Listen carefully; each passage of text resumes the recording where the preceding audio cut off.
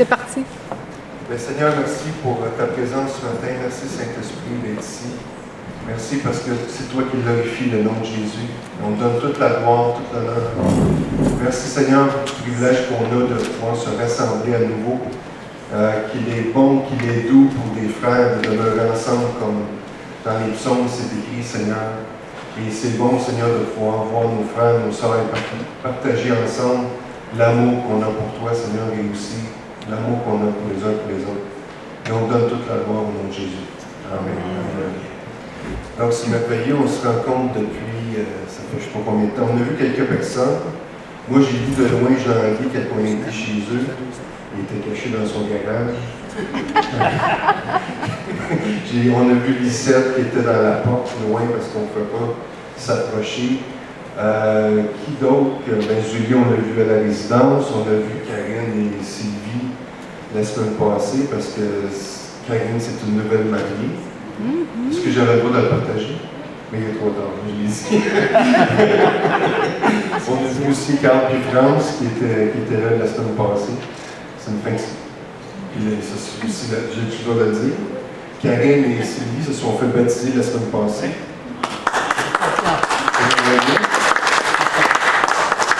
Elles se sont fait baptiser et nous aussi à la pluie battante. Comme on dit, mouillant, moelle debout. C'est ça qu'on dit. C'est ça. Puis l'eau, c'était pas si chaud que ça. Hein? On voyait cette vidéo, puis j'étais de même, puis je me demandais pourquoi. C'est parce que j'étais gelé. Je ne voulais pas bouger. Mais Dieu merci, c'est merveilleux. C'est un choix que vous avez fait, un choix publiquement, devant Dieu et devant les hommes, de se faire, de s'identifier à la crucifixion, à l'ensevelissement et à la résurrection en Jésus. Donc ce n'est plus vous qui vivez, c'est Christ qui vit en vous. Amen. Donc, c'est ça, ça fait longtemps qu'on ne s'est pas vu. Nous, on a fait une petite escapade au Mexique pendant qu'on ne se voyait pas. Ils nous ont laissé partir. Ils ont remis notre... combien de fois? Une fois, deux fois? Mais pour partir, ils ont remis notre voyage. Il a été annulé 2 fois, c'est vrai. Finalement, on est parti le 11 juin au Mexique. On est arrivé à l'aéroport de Montréal, il n'y avait pas un chat, ou presque. Il y avait juste les gens de notre vol, et on était plus d'une cinquantaine. Et je vais avoir une petite présentation de ce qu'on a fait là-bas. Mais le but principal, pourquoi on était là, c'était pour renouveler nos visas. Parce qu'on a déjà fait 3 ans de visa missionnaire au Mexique. Il nous reste 1 an. On voulait renouveler nos visas pour faire une autre année, parce qu'on vous demandait la résidence permanente comme Mexicain. Viva! Fait que premièrement, on est des citoyens du ciel. C'est notre première citoyenneté. On n'est pas Canadiens premièrement, on est citoyens du ciel. C'est ça notre vraie citoyenneté. Deuxièmement, on est Canadiens sur la planète Terre, parce qu'on est ici sur la Terre. Puis troisièmement, on va demander la résidence permanente au Mexique. Pourquoi? La raison pourquoi, c'est qu'on a dans notre cœur, on croit que notre formation qu'on a eue 2 ans au Mexique, qu'on a appris beaucoup de choses, qu'on a vécu beaucoup de choses, quoi faire, quoi dire, quoi pas dire, quoi pas faire. On a vécu des tremblements de terre, des ouragans, on a vécu bien des affaires. Puis on pense que Dieu nous a formés pour former des missionnaires. Qui veut aller au Mexique? En mission, à manger des bines, des tortillas, du poulet. Manger des bines le matin, le midi, le soir. Ça oui, c'est ça. Vive la neige au Québec. C'est quoi?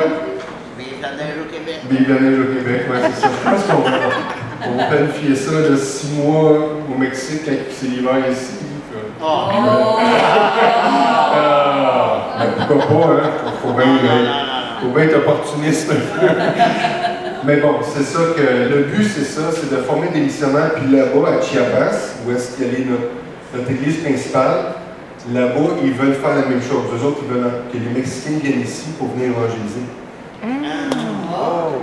Je vais vous dire une chose, les Mexicains, quand ils évangélisent, de toutes les façons, avec les arts, avec des pièces de théâtre, avec des chants, je vous dis que ça décape par la puissance du Saint-Esprit. Puis il y a des gens qui viennent à Jésus. Donc, je ne sais pas comment on va organiser ça pour qu'ils parlent en français. On va traduire. Mais c'est ça, ce serait ça le but finalement. Eux autres, ils viendraient ici, puis nous autres, on irait là-bas avec des groupes de missionnaires. Donc, si jamais ça vous intéresse, éventuellement, on va commencer à donner un cours sur l'émission. On a suivi un cours nous autres mêmes, puis là, ben, on a suivi le cours et la pratique, mais là, on va former d'autres. Donc, Oh, si j'avais 20 ans, oui, mais c'est pas grave, ça. C'est sûr que là-bas, il y a des choses qu'on n'en parle pas dans le cours. Quand vous allez suivre le cours, c'est une mission, on en parle. Je vais aller vous présenter un petit peu ce qu'on a fait. On était là 3 semaines, donc du 11 juin au 2 juillet. Et juste la question de renouveler nos visas, ça a été, excuse, là, je viens de mélanger. Est-ce que tu me suis, France? Oui, je te suis. Je vais m'approcher un peu plus pour cette fois-ci. Juste d'aller, c'est une expérience. On était au Mexique. Ici, quand on est revenu, on était en quarantaine 2 semaines. Le gouvernement a appelé chez nous 5 fois pour savoir si on était chez nous. On était allé au Mexique, il n'y avait pas de quarantaine, mais on s'est fait checker, vérifier la température soudain, par exemple. Nous planter un gun là, pour vérifier la température, soit ici ou là. Pas un gun, mais un thermomètre. Il y avait même des places dans les aéroports, il y avait des scanners, des numérisateurs qui nous évaluaient, qui évaluaient notre corps, puis on voyait, ça marquait notre température. Hein? C'est assez spécial, c'est assez... Il fallait porter des masques à plusieurs endroits, d'autres endroits pas du tout. Là-bas, il n'y avait pas de quarantaine, mais les lieux de culte étaient fermés. Donc, il n'y avait pas d'église. On n'a pas été... Oui, à Chiapas, on était. Là-bas, ils sont un petit peu plus ouverts. Oui, on était là, mais à Mexico, il n'y avait pas de réunion d'église. On a fait des enseignements et des prédications en ligne. Donc, mission Mexique. À partir du début.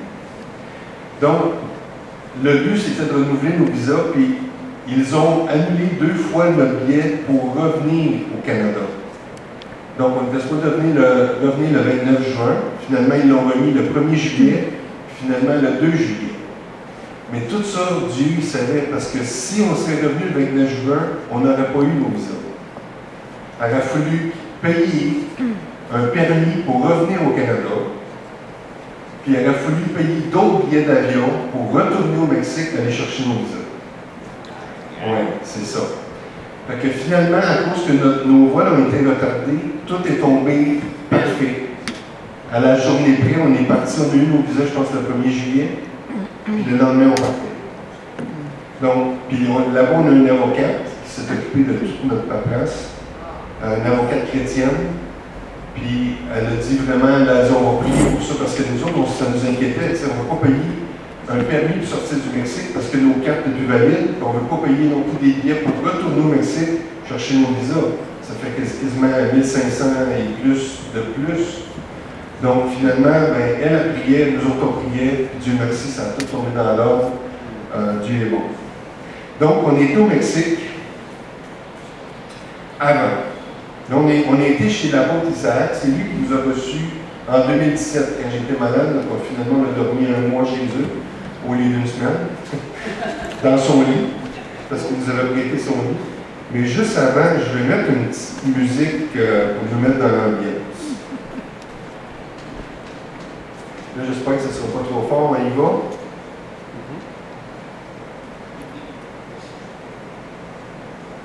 Ça, ce chant-là, on le chante au Mexique régulièrement et beaucoup.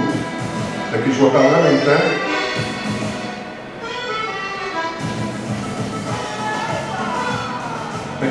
C'est ça. Ça, c'est les chants qu'on chantait pas mal au Mexique. C'est sûr que ça, c'est un peu style Una rumba, je ne sais pas trop, là. Ça fait beaucoup danser puis louer Dieu avec ça. C'est un chant chrétien, là. Puis le titre du chant, c'est comme ça qu'on loue Dieu. C'est le titre du chant. C'est comme ça qu'on loue Dieu. Donc, on est resté chez l'apôtre Isaac. Là, Nancy est en train de discuter profondément avec l'apôtre Isaac. On était se promener, vous voyez le beau soleil, la belle température. Là, présentement, c'est la saison des pluies, mais il pleut juste le soir.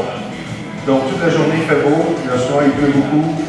Puis le lendemain matin, il recommence à faire beau, donc c'est très agréable. J'étais avec le Pont-Isaac. On était à Puebla, on avait commencé une mission, une église. Ça, on était avec les gens, on a décidé d'aller les visiter. La Pont-Isaac est venue avec nous autres. Puis on a décidé d'aller visiter, on a mangé des tacos, on a mangé de l'agneau, des peaux d'agneau. C'est super bon, c'est délicieux. Comme vous voyez, je suis le seul à avoir un masque dans un cas de COVID. Puis vous voyez où c'est mon masque. C'est un cache-barbe et non un cache-bouche. Ça, en fait, eux autres, c'est les premiers fruits de notre... quand on a commencé la mission là-bas à Puebla, eux autres sont les premiers fruits. Donc, on a commencé avec eux autres, puis eux autres qui ont amené d'autres personnes après. Là, vous voyez ici, c'est important de commenter. Vous voyez, là, il y a l'armée qui est dans le pick-up en avant nous autres. Là. Vous voyez, ça c'est normal au Mexique. Okay? Si jamais vous y allez, là, vous arrivez à une banque, là, puis il y a un policier avec un 12 dans les mains. C'est normal. C'est pas quelque chose de rare. Il passe 12 heures à avoir un 12 dans les mains en avant d'une porte de banque. Toutes les banques en ont, principalement. Là, ici, c'est l'armée qui sont dans l'arrière d'un pick-up, puis on leur place, c'est ça qui est spécial. Et on leur nettoyé de la main. Donc, quand on a passé au poste de péage, il y a des gens qui ont carrément, comment on dit ça, hijacké, qui ont pris en otage le poste de péage.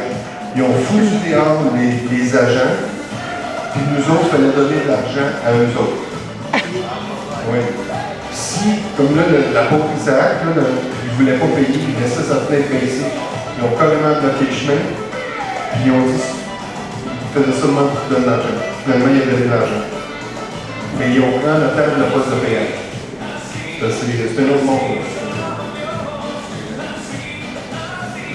Ça, c'est Nancy en dessous d'un parasol. un gros palmier. C'est assez gros. Pour ceux qui aiment les voitures, ça, j'ai mis ça pour les hommes. Un Ford F-100 1959 qui roule encore. Hey, je suis né en 69. C'est 10 ans plus vieux que moi. C'est quelque chose, là. Puis il roule encore. Le monsieur, il met ses choses pour vendre dedans, puis il se met sur le bord de la route. Regarde la preuve, un Ford F-100. Mais comme vous voyez, il ne reste pas beaucoup de peinture dessus.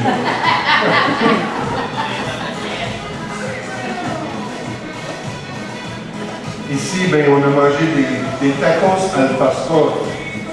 C'est des tacos au pasteur. C'est ça. C'est de même ça s'appelle. C'est ça que ça a l'air.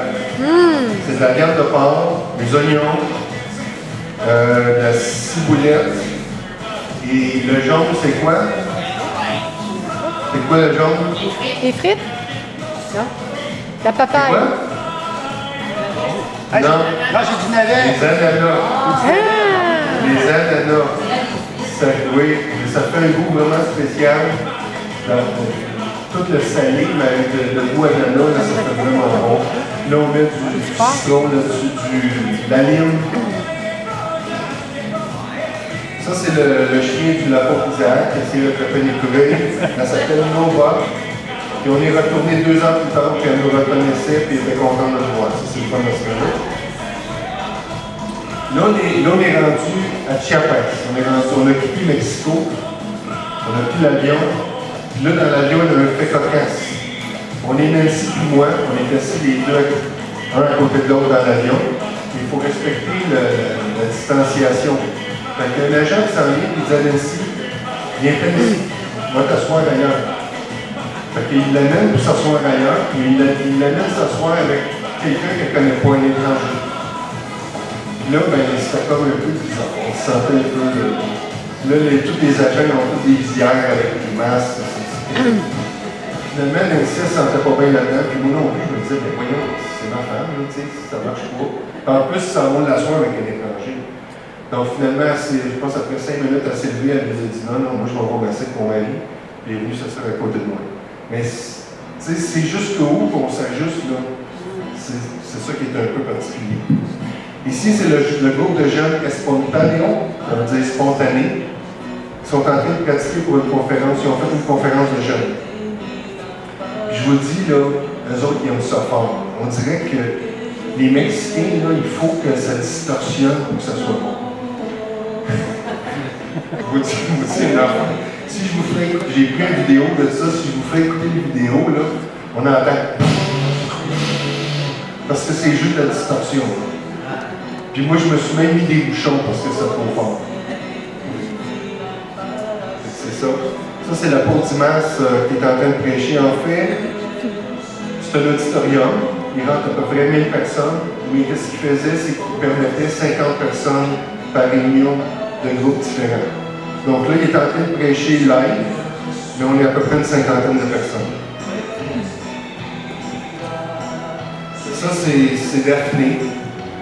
Daphné, elle a quel âge? 5 ans à peu près? Daphné voulait que je lui enseigne l'anglais parce que l'année passée, on enseignait l'anglais là. Elle voulait que je lui dise comment on disait son nom en anglais. Et Daphné en anglais, c'est Daphné. C'est pas mal pareil.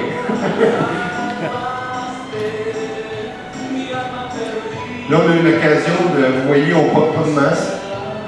À Chiapas, c'est très rare qu'il y en porte. Fait que là, on a apporté, c'est là au magasin une pièce, au Dollarama, ils vendent des bannières comme ça de drapeau du Canada. Il y a 6 drapeaux. Mais là, on a acheté ça, on les a coupés, puis on donnait ça en cadeau aux familles quand on allait visiter. Fait qu'ils sont tous contents de poser avec le drapeau du Canada. Plus qu'avec nous autres. Non, c'est pas vrai. Okay.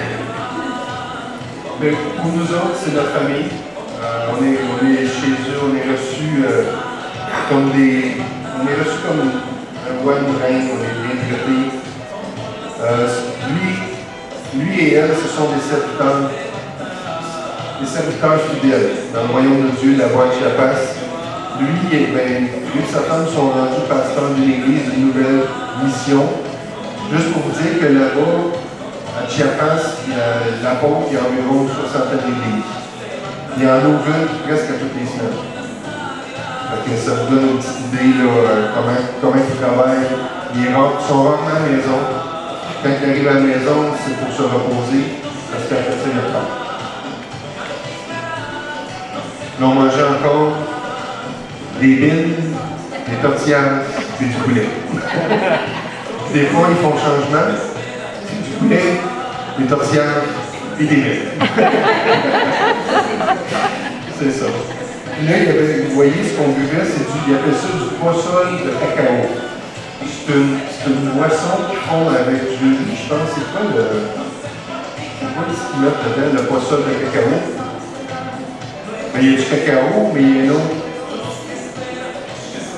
Chocolat, cacao, avec de l'eau.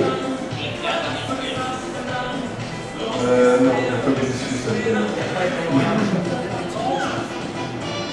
Là, ici, moi j'ai fait ça, Nancy n'était pas là, on avait eu un conflit d'horaire, Nancy était avec quelqu'un d'autre. Mais ils m'ont acheté de la pizza de chez Domino.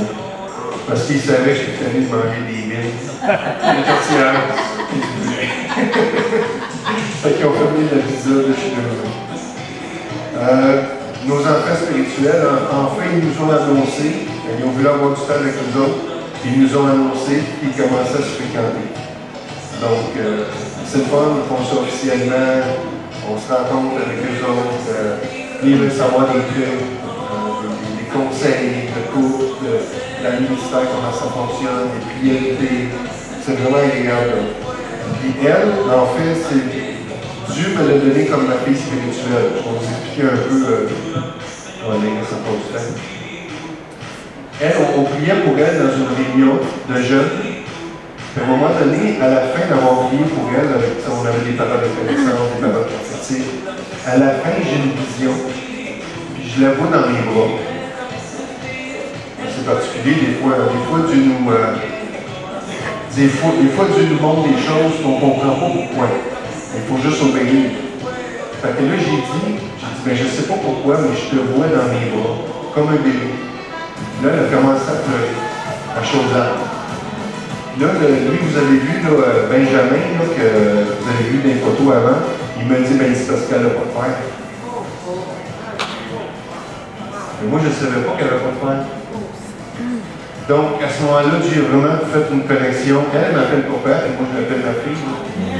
Puis, souvent, on s'écrit juste, là, on me dit, hola, pa.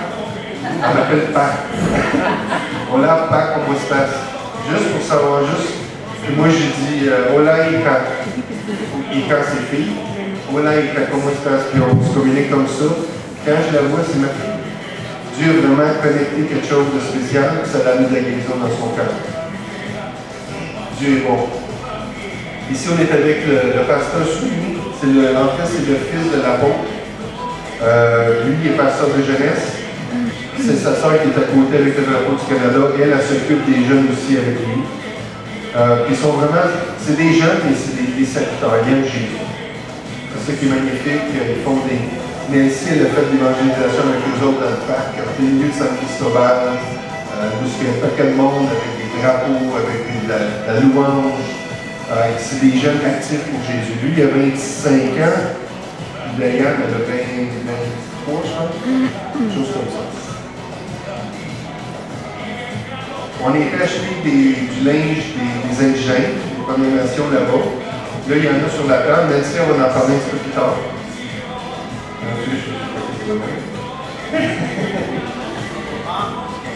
Il y en a pour vendre, ça me dit un, ça.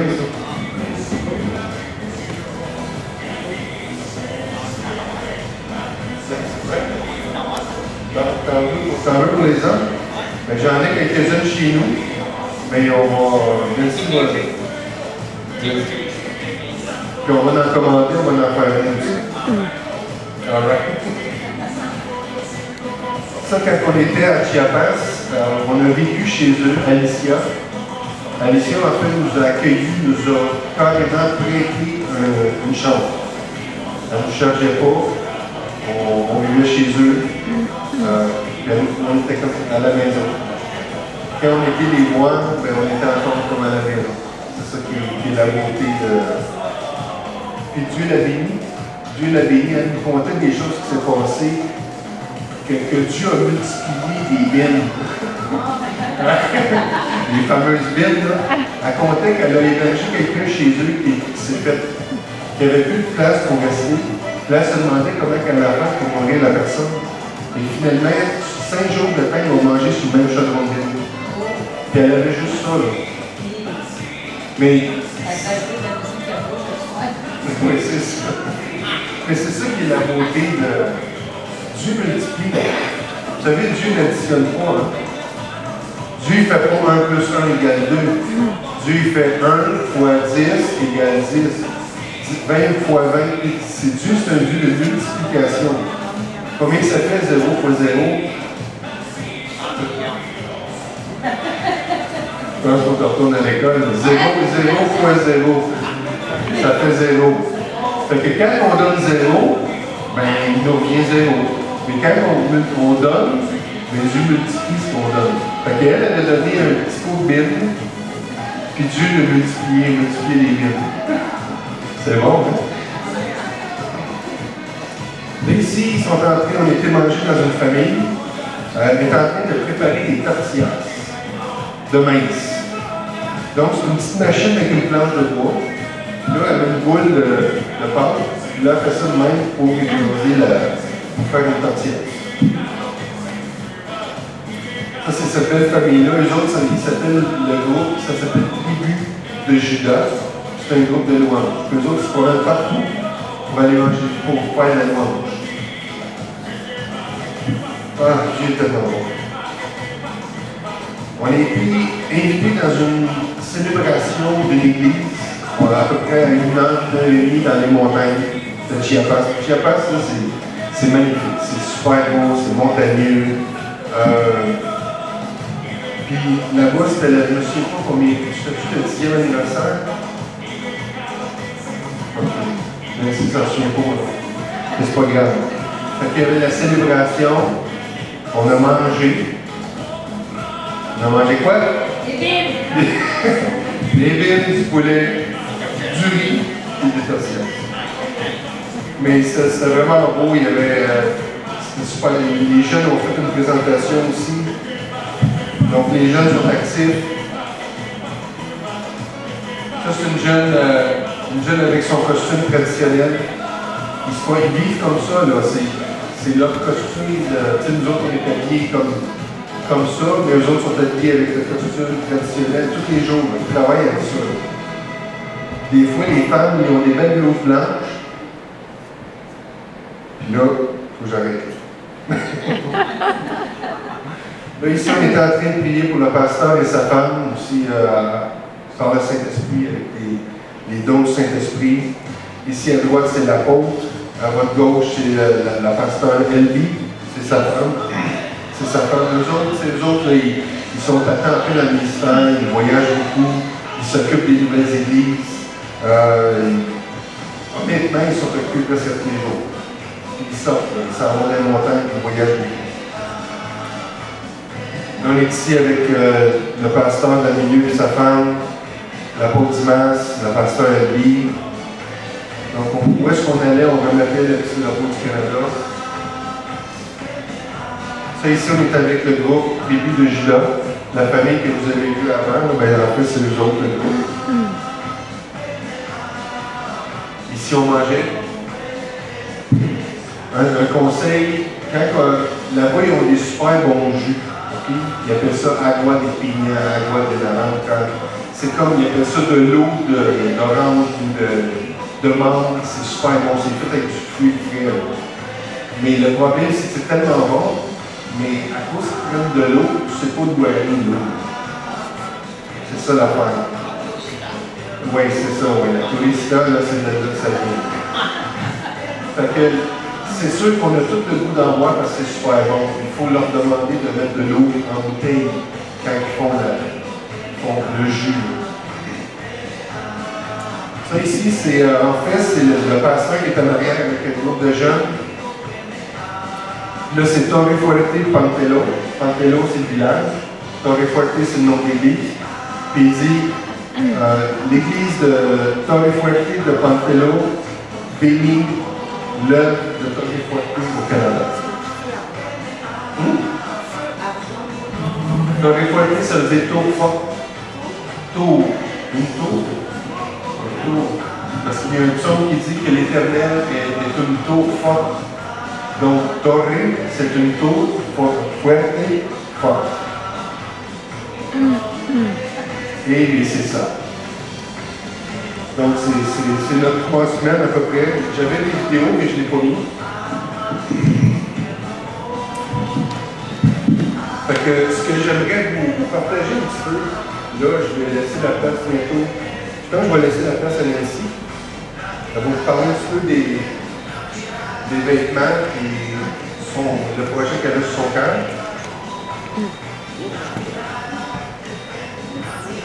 Alors bonjour tout le monde. Juste avant de commencer sur les vêtements, c'est ça, la dernière photo avec les enfants, c'est quelque chose qui nous a beaucoup touchés. C'est une église parce que c'est les enfants qui sont mis en valeur. C'est les enfants qui prêchent, c'est les enfants qui chantent, c'est les enfants qui animent, qui accueillent les gens, qui vont chercher l'asile. C'est les enfants à la fin qui prient pour les gens. Ils sont tous supervisés bien sûr par les adultes qui ont l'expérience dans le domaine. Donc l'enfant qui est pasteur, c'est le pasteur qui dirige. Et les enfants qui font la louange, la personne qui s'occupe de la louange, c'est vraiment touchant. Puis c'est ça pour les vêtements, je trouvais vraiment important de vous expliquer des choses. C'est ça que je ne voulais pas que Gaétan embarque trop là-dedans. Ben oui. Il y a un processus que le Seigneur a fait vraiment dans mon cœur par rapport aux vêtements. Pour moi, c'est plus que juste le vêtement.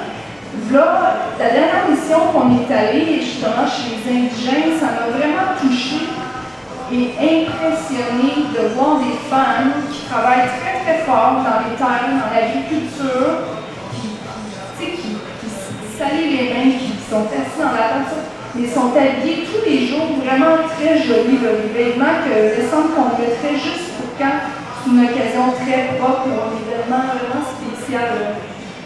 Mais eux, non, à tous les jours, ils portent ça. Puis je me suis dit, waouh!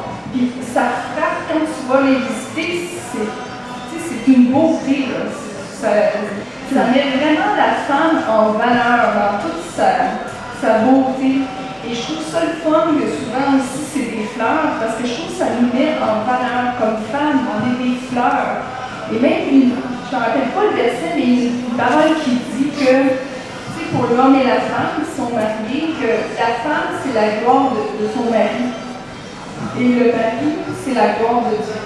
Tu sais, puis pour moi, je trouve de bien être habillé, qui met des choses en valeur, ça nous glorifie comme femme. Puis je sais que mon mari aussi, c'est bien ça de voir sa femme plus colorée avec des fleurs, tout ça. Fait que Bien sûr. je trouvais ça important de vous partager ça. Et l'autre chose, c'est que pour nous, vendre des vêtements, mais c'est un processus. Depuis un an que le Seigneur m'a mis à cœur d'éventuellement vendre des vêtements des gens là-bas, mais c'est pour aider les femmes là-bas. Parce qu'ils vivent, c'est avec ça qu'ils en vivent. Puis encore plus ces temps-ci, ils ne vendent pas tellement parce que actuellement, c'est une place qu'il y a beaucoup de gens de partout sur la planète qui vont acheter des vêtements pour les vendre dans leur pays, vu que c'est vraiment unique. Mais en ce moment, il n'y a presque pas personne. Quand on a pris les vêtements au marché, on était presque tout seul. Il y en a même qui couraient après nous autres pour qu'on achète des choses. Juste vous dire comment ils sont en situation de besoin encore plus ces temps-ci. Donc, le but aussi, c'est d'aider eux autres, puis en même temps nous autres, dans notre ministère, parce que Dieu nous a mis vraiment à cœur qu'éventuellement, oui, on est formés comme missionnaires, mais éventuellement, on va aider les missionnaires, puis en tout cas, il y a des sous qui, avec tous les projets, ça va demander des sous, là. Donc en même temps, ça va nous aider aussi à poursuivre la mission d'aller à l'étranger, puis faire l'œuvre de Dieu, qui accompagne des gens pour ça. Donc, le site pour les vêtements a été créé, il reste juste à mettre les vêtements. Le site web. Oui, le site web. Et puis le Seigneur me même dit le nom, c'est vraiment spécial, comme j'ai prié, je la surnommé, puis il me dit que le site, ça s'appellerait Nova. Puis moi, je connais pas ce nom-là, Nova, je me suis dit, c'est quoi ça, Nova? Ah, le Seigneur, vous savez ça, Nova, tu sais? Une marque de char. Moi, c'est ça, une marque de voiture. On repasse ça plus romantique. Oui, c'est ça. Mais écoutez bien, j'ai été surpris de la signification de Nova. Nova, ça veut dire une étoile qui ressort, une étoile qui rayonne, quelque chose qui vient se démarque, rayonne. Je me suis dit, wow! Parce que je trouve que nous, les femmes, en portant ces vêtements-là, on rayonne. On rayonne plus dans toute notre beauté en tant que notre féminité, tout ça. Oui, aussi. Peux-tu juste rajouter une chose? Qu'est-ce qui est monté pendant la louange par rapport à ce que tu dis?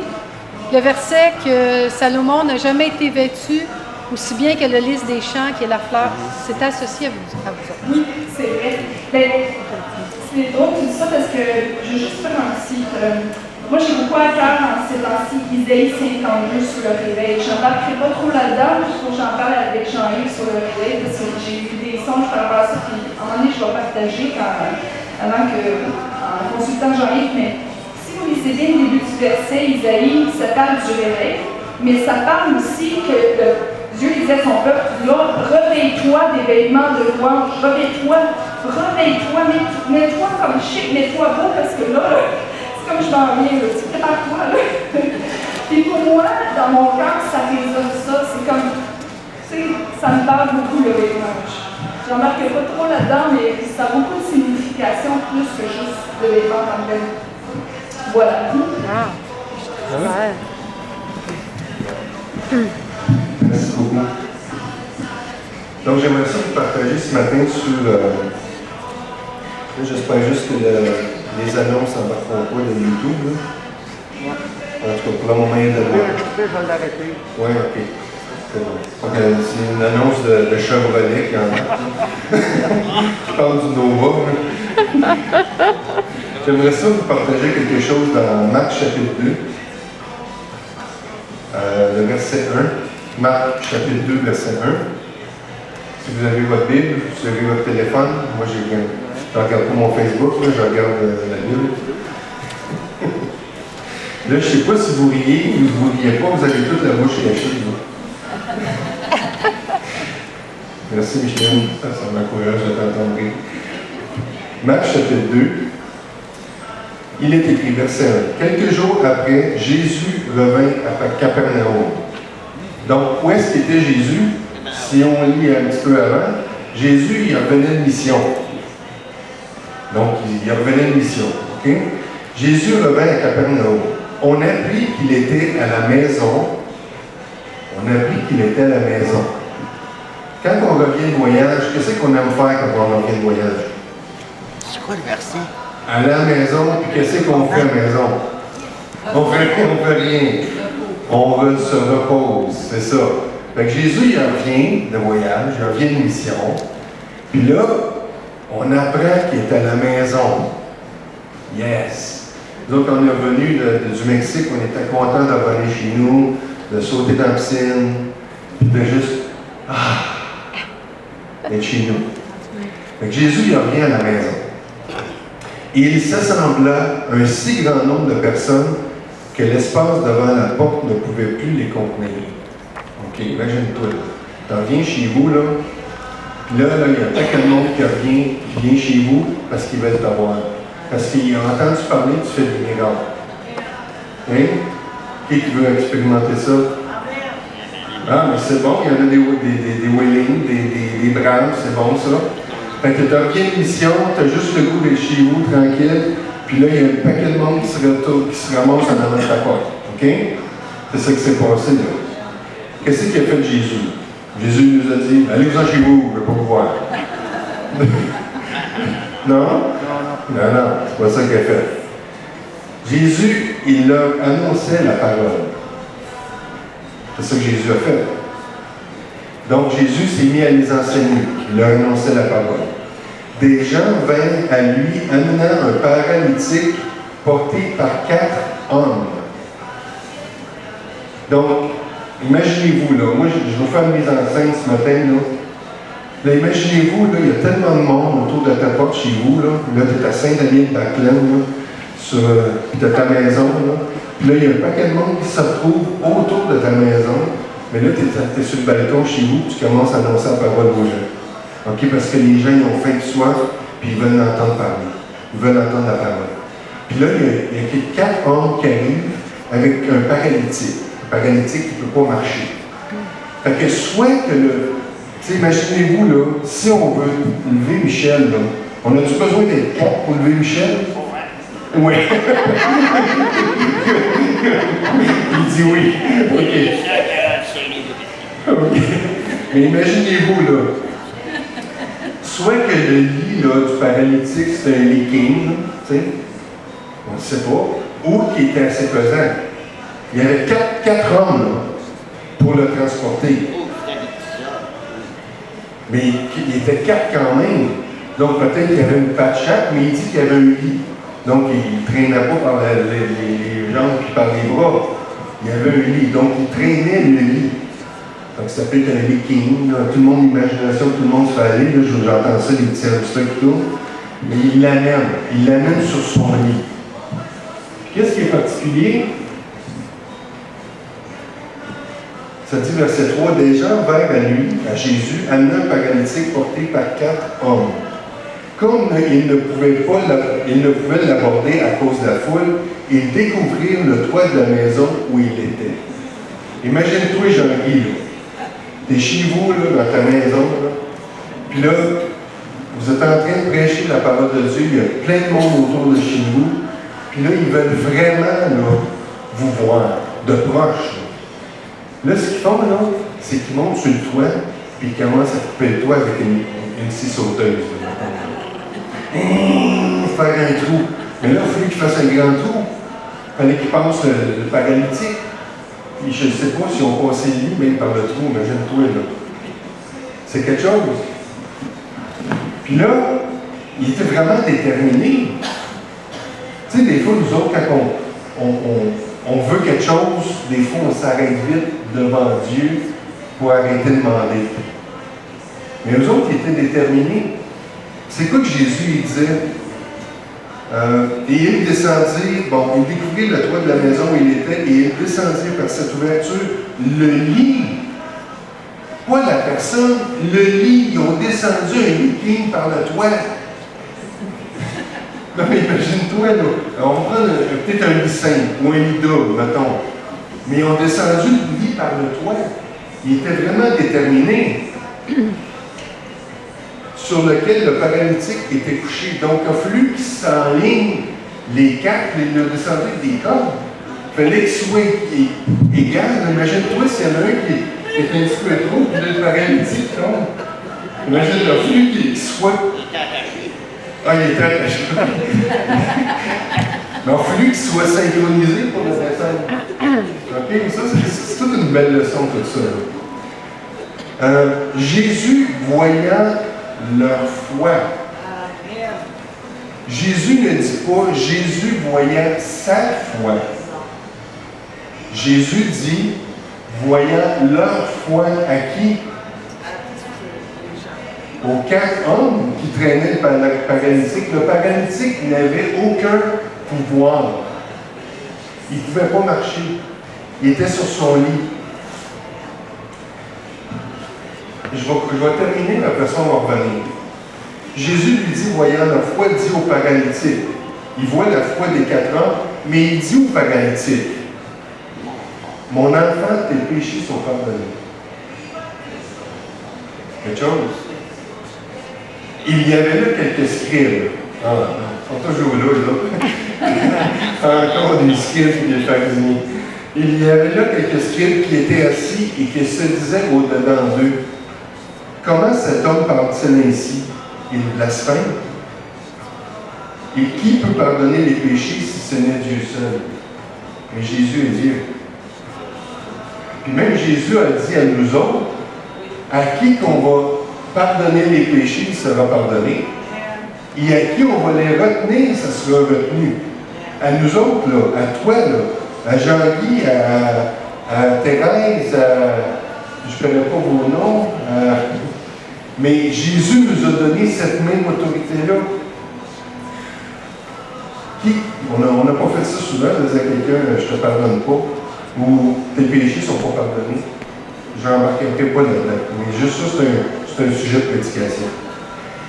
Qui peut pardonner les péchés si ce n'est Dieu seul? Jésus, ayant aussitôt connu par son esprit ce qu'il pensait au-dedans d'eux, leur dit. Jésus savait lire les cœurs. Jésus avait des paroles de connaissance. Il connaissait le cœur des gens. Jésus leur dit, pourquoi avez-vous de telles pensées dans vos cœurs? Lequel est le plus aisé? De dire au paralytique, tes péchés sont pardonnés, ou de dire, lève-toi, prends ton lit et marche? C'est aussi simple, homme-là. Tes péchés sont pardonnés, ou lève-toi, prends ton lit et marche? Dans le fond, c'est les péchés qui sont pardonnés. À ce moment-là, oui. Dans son cas, oui. Mais pas toujours. C'est ça. Donc, or, afin que vous sachiez que le Fils de l'homme a sur la terre le pouvoir de pardonner les péchés, je te l'ordonne, dit au paralytique, lève-toi, prends ton lit et va dans ta vie. Et à l'instant, il se leva, prit son lit, donc il n'a plus être capable de prendre son lit. Donc, c'est peut-être un petit lit de camping, finalement. On a commencé avec le lit king, mais là, il est parti avec son lit. Non, on ne sait pas. Il est parti avec son lit, en tout cas. Et sortit en présence de tout le monde, de sorte qu'ils étaient tous dans l'étonnement et glorifiaient Dieu, disant, nous n'avons jamais rien vu de pareil. Voici mon point ce matin. Le paralytique, souvent on parle, on entend des prédications sur la question de que Jésus a pardonné les péchés ou que Jésus a guéri. Ce matin, je vais me concentrer sur les quatre hommes, les quatre amis du paralytique. Savez-vous pourquoi il a été guéri, le paralytique? À cause de la foi des quatre hommes. La foi des quatre. Donc, ça veut dire qu'il y avait des bons amis. Il y avait des bons amis. Les quatre croyaient que Jésus pouvait le guérir. Puis en plus, ils se sont mis d'accord ensemble, les quatre. Ils se sont dit, hey, on va l'amener à Jésus, puis il va guérir. C'est puissant, ça, là. Parce que le paralytique, il n'avait pas de pouvoir. Ils ont même été jusqu'à monter leur ami sur le toit, couper le toit, on ne sait pas comment c'était peut-être la poêle, on ne sait pas. Mais ils ont fait un trou dans le toit, puis ils ont descendu le paralytique, le lit avec, en avant de Jésus. C'est quoi mon enseignement ce matin? C'est entoure-toi de gens qui vont croire dans ta guérison si tu en as besoin d'eux. Entoure-toi de gens qui ont plus la foi que toi, qui croient plus que toi. Entoure-toi de gens qui sont des vainqueurs dans la foi, puis qui vont t'amener plus loin. Pas des gens qui vont caler, puis qui vont dire « Ben non, ça ne marchera jamais ». Entoure-toi de gens qui vont dire « Oui, ça va marcher. Oui, Dieu va te guérir. Oui, on le croit avec toi. » Parce que c'est ça, finalement, qui ont fait les Catanies. Ils ont cru que Jésus pouvait guérir leur ami. C'est comme ça. Souvent, c'est une chose qu'on a réalisée, que j'ai réalisé personnellement, c'est que c'est important de s'entourer des gens qui ont une foi, qui croient en Dieu, puis qui vont dire oui, on le croit, puis on y va. Il y a un proverbe qui dit « Les mauvaises compagnies corrompent les bonnes mœurs ». Ça veut dire quoi en québécois? Ça veut dire que si tu as des amis qui ne sont pas corrects, ils vont venir corrompre tes bonnes valeurs. Ils vont venir corrompre ce que tu crois. Juste par des paroles négatives qui peuvent détruire la foi que tu as. Donc, entoure-toi de gens qui croient. T'es malade, on va prier pour toi. Parce que la parole de Dieu dit, ils imposeront les mains aux malades et les malades seront guéris. Donc, c'est important de s'entourer de gens qui croient, qui ont la foi. Puis même si des fois, nous autres, on n'a pas la foi, ça arrive qu'on n'a pas la foi, ça arrive qu'il y ait un petit gars qui pense ou qui dit « Ouais, mais tout d'un coup, je ne suis pas guéri. » Moi, j'ai appris à dire « Ouais, mais tout d'un coup, je suis guéri. » Tout d'un coup, je le suis, fait que je crois. Jésus n'a jamais reproché à quelqu'un d'avoir trop de foi.